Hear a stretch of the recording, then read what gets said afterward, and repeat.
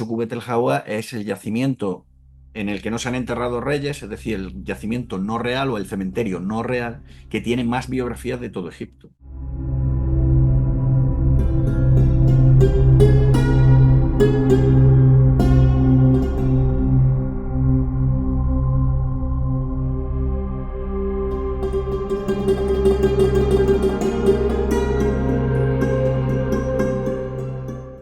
Buenos días, queridos amigos de la Fábrica de la Ciencia. Hoy volvemos a Egipto, volvemos a Asuán, al yacimiento de Kubet el Jawa, y lo vamos a hacer de la mano de nuestro queridísimo amigo y colaborador, Alejandro Jiménez. Muy buenos días, Alejandro. Buenos días. Bueno, vamos a hablar de la última campaña, la de que finalizó hace unos meses. ¿Cómo ha ido la campaña? Pues extremadamente bien. A ver, Uy, eso ya decir en Kubet el Jawa, extremadamente bien. para los directores de misiones, el hecho de que no haya problemas, que hayas podido desarrollar todos los objetivos, eso significa que ha sido estupenda, ¿vale? Luego, desde el punto de vista científico, pues ha sido muy interesante porque nos ha permitido, en fin, ir viendo ya cosas que vamos, esperemos ir confirmándolas en próximas campañas. Eh, Cuando hablamos de un yacimiento arqueológico, mucha gente piensa, pues, lo típico que sale en las películas, ¿no? Eso no es así. A veces no es tan romántico y tan bonito como parece. Y en otras ocasiones sí, puede ser algo maravilloso, ¿no? Porque yo he tenido la suerte, no solamente en Egipto, sino también fuera de Egipto, de haber participado en algunos yacimientos arqueológicos y hay momentos increíbles, ¿no? Háblanos de ese día a día en Kubet el Jawa. Bueno, pues te voy a llevar la contraria. Cubeta el Jaguar es el yacimiento más chulo del mundo. Y no es lo esté yo excavando. No, a ver, desde el punto de vista de las panorámicas que puedes disfrutar, es alucinante. Es un yacimiento que se encuentra en pleno desierto, pero a la vez está justo al lado del Nilo, en una zona en que, aunque ves Asuán, una masa urbana, sin embargo sientes la soledad del desierto. Está rodeado de tumbas, hay un monasterio con una iglesia con unos frescos alucinantes. Ves camellos, cada dos por tres están dando vueltas alrededor de donde tú estás trabajando. No hay tanto turismo, entonces todavía tiene, Cubeta el Jaguar mantiene esa magia, en la que por lo menos yo busco cuando viajo. Me gusta sentirme que estoy descubriendo, trato de sentirme como si fuera un descubridor o un viajero del siglo XIX, ¿no? Que está descubriendo algo nuevo. Y que en Cubeta el Jaguar eso todavía es posible. Así que Cubeta el Jaguar sí, hay que ir y hay que disfrutarlo. Y nada, el día a día de una misión, pues nosotros no solemos. El desayuno comienza a las 6 de la mañana en la terraza de la casa y eh, tenemos a las 7 menos cuarto sale el primer coche hacia el yacimiento con los investigadores, de tal forma que a las 7 estemos todos ya en las zonas de trabajo.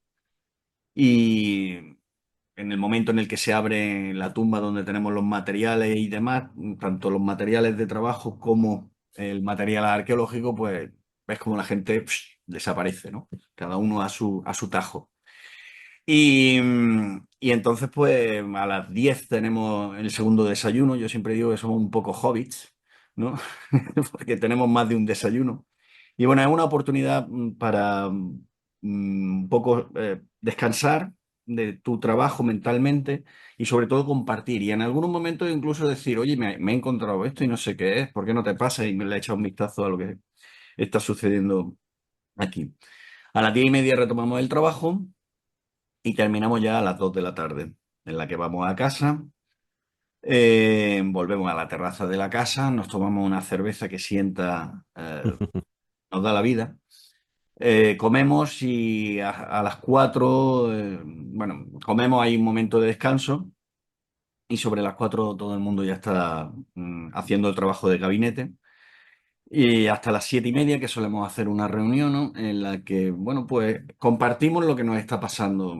Hacemos presentaciones, pues, y sobre todo una manera de que todo el mundo se entere de lo que está haciendo el otro. Y también es muy positivo porque en esas reuniones aprenden mucho. Claro, pues tú imagínate que nosotros somos un equipo multidisciplinar en la que tienes pues topógrafos, tienes antropólogos físicos, tienes conservadores, restauradores, arquitectos, en fin, de todo, y te van explicando lo que están haciendo y por qué lo están haciendo, pero también surgen los problemas y de, oye, pues tengo yo este problema o me he encontrado esto, no sé qué narices es, quién sabe algo. Problemas de coordinación. Oye, que es que yo me he quedado sin trabajadores porque te lo he tenido que enviar a ti. Tratar de solucionar todo. Y funciona, ese tipo de reuniones funciona porque no solamente aprendes, no solamente te enteras de lo que está pasando en otra zona del yacimiento que no visitas, porque no tienes tiempo, sino que también se evitan pues problemas, sí, hay una mayor y mejor coordinación, ¿vale? Después de sobre las 8:30 cenamos y luego ya pues el tiempo libre cada uno o terminar lo que no has podido terminar esa tarde. Sí, a mí me trae muchos recuerdos. Todo lo que estás explicando, sobre todo de esas cervecitas.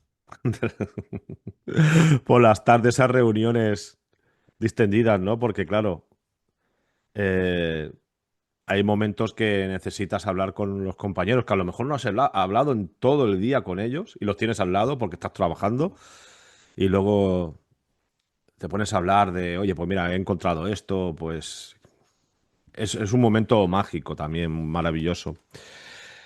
Ahora vamos a volver atrás en el tiempo y me vas a explicar, o nos vas a explicar, eh, el primer día que tú llegas a Cubete el Jagua. ¿Qué te encuentras? ¿Como director o como Como, turista? Porque primero fui. como director, porque como turista ves lo que puedes ver, pero cuando llegas como profesional es diferente. El primer día fue el 1 de julio de 2008. El 1 de julio, ayer a Subán, a 50 grados. Sí, aquello fue pues una encerrona de los egipcios. Yo creo que nos querían poner a prueba, ¿no? A ver si esto... Bueno, uno de Jaén tampoco lo pasaría tan mal, ¿eh? Pues eso es lo que pensamos, ¿no? Que dijimos, bueno, si nosotros estamos acostumbrados al calor. Ya te digo yo que no estamos acostumbrados No, los de Jaén a ese calor, ¿eh? a ese calor. Son 10 grados más. Sí, sí, Eh, sí. eh, Horroroso. Bueno, pues llegamos con toda la ilusión. Estaba amaneciendo, eran las 6 de la mañana, porque claro, teníamos que empezar a trabajar antes. Llegamos a las 6 de la mañana con unos trabajadores que no conocíamos. Habíamos quedado con el RAIS un tiempo antes. Y, y bueno, pues caras nuevas. Lo que hicimos fue diseñar o plantear en la excavación con una serie de cortes. Y mientras hacíamos eso, pues le dijimos que fueran limpiando las zonas superiores de arena y mucha emoción y sobre todo el pensar, bueno, esto en 2 semanas, el patio lo hemos terminado y ya vamos dejándolo listo todo para la próxima campaña. Eh, Lógicamente, cualquier plan en arqueología nunca resulta, por mucha experiencia que tenga, ¿eh? Ujú. Bueno, ahora vamos a describir un poco el yacimiento porque sí que es verdad que has pasado ya por la fábrica de la ciencia, pero los seguidores que se unen a este espacio divulgativo recientemente, pues a lo mejor no ha visto las entrevistas que, antes que te he hecho, ¿no? Descríbenos el yacimiento, ¿qué nos podemos encontrar? Bueno, Cubeta el Jagua es el punto más alto que hay en la región de la Primera Catarata. Tiene una forma, dependiendo de dónde lo veamos, si lo vemos desde el norte, tiene forma piramidal. Ujú, Y si lo vemos desde Asuán, tiene forma de mastaba. ¿Vale? Entonces, estoy seguro de que el hecho de que fuera el punto más alto de la zona y que tuviera que la naturaleza lo hubiese producido de esa forma tan caprichosa, pues seguramente fue definitivo para que los egipcios a finales del tercer milenio decidieran enterrar a sus más altos oficiales de la región allí. Eh, Luego hay un tercer motivo por el cual también lo eligieron, y es que tiene una roca arenisca, tiene niveles de arenisca muy buenas, que es muy fácil de tallar y es resistente para construir hipogeos, que son tumbas excavadas en la roca. Eh, Eligieron el estrato de arenisca con mayor potencia para construir las tumbas, ¿vale? Y eso ha permitido que se nos conserven relieves, inscripciones biográficas alucinantes. De hecho, Kubet el Jawa es el yacimiento en el que no se han enterrado reyes, es decir, el yacimiento no real o el cementerio no real que tiene más biografías de todo Egipto, ¿vale? Son 9 biografías las que tiene. Y Ujú. claro, nos dan una gran información. Y luego las tumbas, como digo, están excavadas en la roca, pero tenemos diferentes. Kubet el Hawas es una pirámide, si lo vemos desde el norte, natural, y en la cual también podemos ver la pirámide social. Es decir, en el lugar más alto, donde está la arenisca de mejor calidad, la que tiene una mayor potencia y permite tumbas más altas, están los gobernadores y los individuos más importantes. E inmediatamente debajo están, digamos, los números 2 de la administración, los números 3, ¿vale? Hay una superposición. Pero es un cementerio exclusivo de la nobleza local, ¿vale? No vamos a ver que hay tumbas, que se intercalan tumbas de pobres con ricos, no. Esto es un cementerio exclusivo y allí cualquiera no se puede enterrar durante el Reino Antiguo y durante el Reino Medio. Bueno, entre el Reino Antiguo y el Reino Medio, porque también tenemos de primer periodo intermedio. Claro, vamos a encontrar tumbas que se construyen durante 500 años y hay tumbas de mayor tamaño, tumbas de menor tamaño, pero generalmente lo que observamos es que tanto a finales del Reino Antiguo como durante el Reino Medio se produce un proceso de monumentalización, es decir, las tumbas más antiguas son más pequeñitas que las que vamos a ver al final de ese periodo. Por Ujú. ejemplo, entre la tumba de Jerjuf, que es de principios del reinado de Pepi II, y la tumba de Junes, que es de finales del mismo reinado, pasan unos 65 años entre ambos, 60 años, pongamos. La puerta de la tumba de Jerjuf mide 2 metros 20 centímetros, mientras que la puerta original del complejo funerario de Junes midió alrededor de 5 metros. O sea, que estamos hablando de que se multiplican las dimensiones. Pues eso tenemos que tenerlo en cuenta cuando visitamos las tumbas. Y luego también tenemos que tener en cuenta que casi todas las tumbas están sin terminar, Mm. ¿vale? Por diferentes razones, porque se moriría el difunto, porque no tendrían recursos, porque la cuadrilla que les trabajaba pues le ofrecieron una mejor retribución y se fueron a trabajar y dejaron el trabajo sin terminar. Entonces, no todas las tumbas están decoradas, ¿vale? Las que generalmente contienen decoración son las tumbas de los más altos oficiales. Y estas tienen un programa iconográfico siempre más complejo que sus segundos o sus terceros, ¿vale? ¿Qué más te puedo decir? Las tumbas se organizan, todas están orientadas hacia el este, la salida del sol, el renacimiento diurno del sol, que es una metáfora del renacimiento diurno o del renacimiento diario del difunto. En ese patio solar se realizarían rituales relacionados con el renacimiento, con el sol. En ese patio solar tenemos una fachada que en el mejor de los casos tenemos inscripciones o fórmulas funerarias o inscripciones biográficas. Eh, Tras la fachada tenemos la capilla funeraria que estaría abierta al público y es donde se desarrollarían los rituales funerarios para el renacimiento del rey, las ofrendas. Por eso en el reino antiguo tenemos ahí las puertas falsas y los altares bajo las puertas falsas para realizar ahí las ofrendas, de las que se alimentase el Ka del difunto. Y en el Reino Medio tenemos una zona en la que los gobernadores situaban sus estatuas. Lamentablemente solo se conserva una estatua en el yacimiento y está sin terminar. Y Ujú. se conserva porque se le rompió cuando la estaban llevando a una tumba, ¿vale? Quedan fragmentos de la estatua de Saremput II en el British Museum.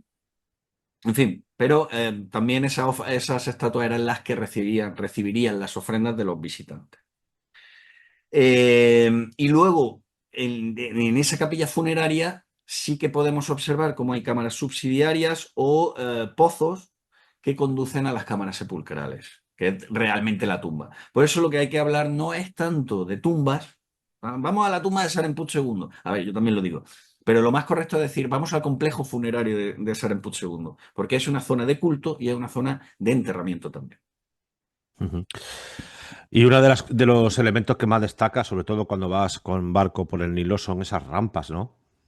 Sí, bueno, al fin y al cabo, la arquitectura de los gobernadores de Egipto no hace sino copiar el sistema arquitectónico real. Y si recordamos todos, una pirámide tenía además otros elementos que la convertían en el complejo funerario, en el complejo piramidal, y es el Templo del Valle, en el caso de los nobles de Asuán, que sepamos todavía no tenemos ningún Templo del Valle, ¿vale? Eh, mm, de ese Templo del Valle había una calzada techada en el caso de los reyes, en nuestro caso simplemente unas escaleritas, ¿vale? Pero ¿qué escaleritas? No le recomiendo a nadie que las suba porque es un rompepiernas que conducía a la que sería el patio solar del que hemos hablado anteriormente y a la capilla funeraria. La capilla funeraria sería el elemento que se podría corresponder perfectamente al templo funerario de la pirámide, ¿no? Y luego ya tendremos la pirámide, que sería la estructura que cubre el área sepulcral. Y en nuestro caso, pues tenemos lo mismo, en el área sepulcral, un corredor descendente o un pozo con una cámara sepulcral, igual que en las pirámides. Ahí en YouTube, hace un tiempo estuve viendo un vídeo de National Geographic maravilloso, creo que era de National Geographic, maravilloso sobre Kuetelhauen, en el que tú aparecías. Y bueno, me quedé perplejo, porque es lo que tú dices, es el yacimiento más impresionante de todo Egipto. No lo sé si es el más impresionante, pero os puedo asegurar que es increíble, increíble. Cuéntanos aquella experiencia. Bueno, volviendo, retomando un poco lo que comentabas, sí, a ver, tú estás trabajando en una tumba, dentro de una tumba, estás excavando y encontrando materiales egipcios. Y dices, bueno, como estoy muy agobiado y quiero descansar un poquito, que me dé un poquito la luz del sol, salgo de la tumba y lo primero que veo es el Nilo. Entonces, claro, yo sinceramente no tenemos tumbas reales todavía en Kubet el Jawa, ¿no? Aunque mi hija siempre me desea suerte para encontrar la tumba de Cleopatra en, en Kubet el Jawa. No tenemos tumbas reales, pero la verdad que el yacimiento es una pasada. Las vistas son alucinantes. Y me preguntaba sobre la experiencia de National Geographic. Pues fíjate que yo era un poquito escéptico al principio. Y al ver que venían dos cámaras, que iban un poco como perdidos, dije, esto son de National Geographic, esto me parece a mí que no tiene mucha profesionalidad. No, y luego el resultado fue alucinante. La verdad que hemos grabado ya 5 temporadas con ellos y generalmente repiten el mismo staff y la verdad, pues mira, nos caemos bien, nos entendemos. Quizá hay mucha fluidez ya porque tenemos que repetir menos las cosas. Ujú. Hay veces que se repiten, ¿no? O te dicen, bueno, tienes que actuar y te dicen, venga, ponte a caminar desde allí hasta aquí, ¿no? Y entonces, bueno, pues para hacer esas tomas chulas, ¿no? De llegando al yacimiento y todo esto. Pues eso lo tienes que repetir a lo mejor 3, 4 veces y hay días en los que estás machacado porque hace un calor de muerte, tienes sed y, bueno, de lo que tienes ganas de irte. Pero no, está muy bien y sobre todo le ha dado una visibilidad a Kuetelhaus que no la tenía. Y yo estoy de eso muy contento. Y también le está dando visibilidad a la investigación española en general. Ujú. Entonces, pues creo que estas labores son, aunque te hacen perder uno, bueno, en mi caso anualmente son 3 días o 4 de grabación, ¿no? aunque te la hacen perder, pero creo que es labor del director el prestarse a este tipo de cosas, porque al final es National Geographic es National Geographic y tienes una oportunidad única de transmitir tus conocimientos y de explicar preliminarmente y de forma muy resumida lo que estás haciendo. Lo único que no me gusta, pero claro, son cuestiones de la televisión, es que parece que solamente el director es el que lo está haciendo todo, ¿no? Cuando en Ujú. realidad lo que tengo es un equipo y yo soy uno más del equipo y que tengo, pues entre otras funciones, el tener que atender a la prensa, ¿no?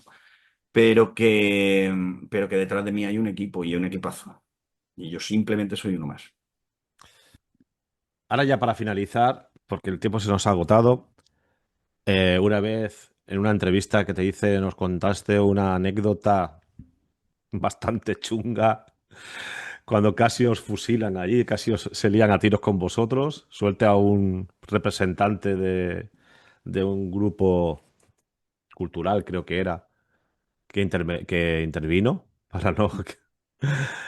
Pero anécdotas positivas seguro que habréis tenido alguna vez, ¿no? Aparte de haber encontrado cosas maravillosas como decía Carter. ¿Alguna Yo me anécdota? todos los días. Yo una de las cosas que más me gusta de las excavaciones es que me río mucho con los trabajadores y con los miembros del equipo. Tú imagínate que la mayoría de los que formamos parte del equipo somos andaluces y hemos tenido walkie-talkies. Pues tú imagínate lo que se podía liar con un walkie-talkie y andaluces y cuando te está pegando el solitrón, el sol a las 12:30 que ya no te da la cabeza, la tienes frita, ¿no? Y entonces pues se producían comunicaciones bastante curiosas y cachondas, ¿no? Y luego con los trabajadores genial, ¿no? Porque ha habido momentos de investigadores que no sabían nada, ni papa, de árabe. Y trataban de hablar árabe y vamos, se producían unas confusiones alucinantes y bueno, te partes de risa cuando te lo cuentan, ¿no? Entonces, es muy gracioso. Yo, sobre todo eso, que es que me lo paso bomba todos los días. Siempre echo una risa y generalmente con los trabajadores, que son al final con los que más están. La verdad es que sí, que trabajar con andaluces es muy divertido. A Yo ver, soy, no somos los más divertidos del mundo, tampoco hay que bue- darse bueno, de divertidos, hay de todo, hay andaluces sosos también, ¿no? efectivamente. Pero Pero que sí, suele haber gente que tiene mucha chispa. una vez me tocó, yo soy de familia de Sevilla y una vez me tocó con un sevillano y todo el rato contando chistes. Yo no podía trabajar, es que estaba todo el rato, pero que no tenía ojo de tanto reírme. No, Y nosotros no contamos chistes en la excavación, en la casa es diferente, ¿no? bueno, Alejandro, pues nada, pues ha sido un enorme placer. Enhorabuena por esta campaña. Que seguro que algún oyente que otro dirá, oye, Jorge, no le estás preguntando que se ha descubierto. Hombre, hay cosas que todavía no se podrán decir, entiendo, ¿no? Eh, lo bonito va a venir el año que viene. Sí. Vamos, lo La, bonito. la tumba Espectacular. real, como dice tu hija, la tumba real, No, ¿no?